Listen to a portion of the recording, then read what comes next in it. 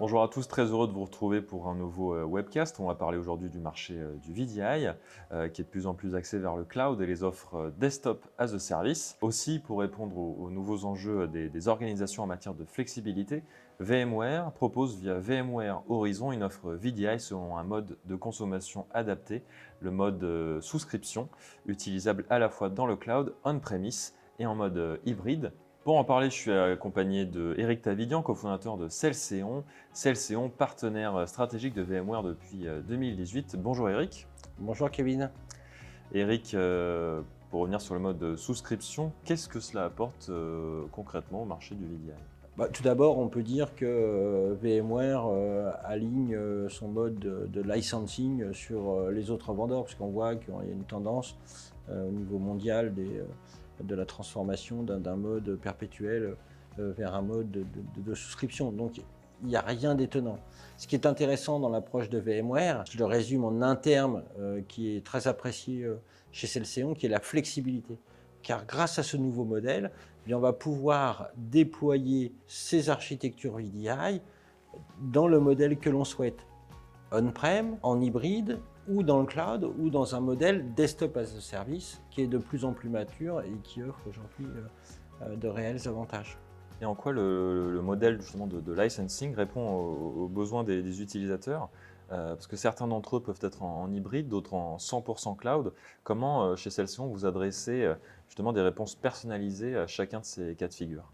L'avantage de ce nouveau modèle, c'est qu'il permet d'adresser l'ensemble des enjeux et de la stratégie du client. Ce qui est très intéressant dans ce modèle, surtout, c'est que quand on regarde le prix d'un poste virtuel, il est lié à la sécurité que l'on attache à ce poste virtuel, c'est-à-dire la continuité de service. Si j'ai un 100 utilisateurs, 200 ou 2000 utilisateurs et que je vais être 24/7, là, je vais devoir doubler mon architecture pour dire si effectivement je perds un data center, une salle ou que sais-je encore, j'ai toujours mon nombre nominal d'utilisateurs qui peut être desservi. À travers ce modèle hybride, on peut imaginer qu'on va pouvoir s'hybrider dans le cloud et dire je garde que mon nombre d'utilisateurs nominal et en cas de problème, je redémarre automatiquement sur un hyperscaler comme Microsoft Azure à travers l'offre Horizon Cloud. Le nouveau modèle de licensing de VMware permet de le faire.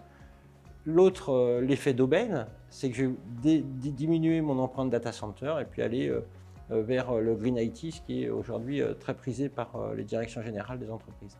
Et quid des clients utilisant déjà Horizon? En fait, pour eux, ça ne changera pas fondamentalement les choses, puisque les clients qui ont des licences Horizon retrouveront le même type de licence, qu'ils soient standard, advance ou enterprise. Donc on va juste passer d'un modèle d'acquisition à un modèle de souscription. On va pouvoir rester on-prem, on va avoir une graduation des licences, des nouveaux bundles sont créés qui vont permettre d'intégrer de la sécurité, d'intégrer d'autres fonctionnalités comme le portail d'accès, etc., etc. Donc on va avoir beaucoup plus de licences, alors ce qu'on appelle des SKU chez VMware, mais, qui est un acronyme, un anglicisme barbare, voilà. Mais donc simplement on va avoir beaucoup plus de choix dans les licences et surtout on va pouvoir bénéficier de passerelles, c'est-à-dire aujourd'hui je suis on-prem, j'ai mes licences telles que je les utilise aujourd'hui, mais demain je vais m'hybrider sur le cloud, je vais pouvoir bénéficier de passerelles pour le faire. Donc on est vraiment dans un modèle très flexible. Certains clients pourront dire qu'ils sont plus CAPEX qu'OPEX. Est-ce que ce nouveau modèle leur convient moins bien? Effectivement, des entreprises qui ont des capacités d'investissement et qui aiment bien faire des investissements, ils se retrouvent plutôt dans un modèle naturellement plus OPEX. Après, il faut voir deux choses. C'est qu'effectivement, si on le regarde de manière unitaire, je prends juste le sujet des licences, et effectivement, je serais plutôt dans un mode de consommation et d'abonnement donc qui est plutôt qualifié en OPEX. Maintenant, si je regarde mon projet global et si je le vois comme un tout où effectivement j'investis dans un projet de virtualisation de poste, je peux tout à fait le qualifier en CAPEX à travers un intégrateur comme Celséon, et ce qui posera aucun problème à une direction financière et en respect de la norme IFRS. Et au niveau des clients, est-ce que ce nouveau modèle entraîne une augmentation des tarifs? Pas franchement, sur une durée de 2-3 ans, les tarifs sont entièrement comparables, sachant que le sujet de la virtualisation de poste, elle s'appuie sur de l'économie et de l'apport de valeur pour l'entreprise.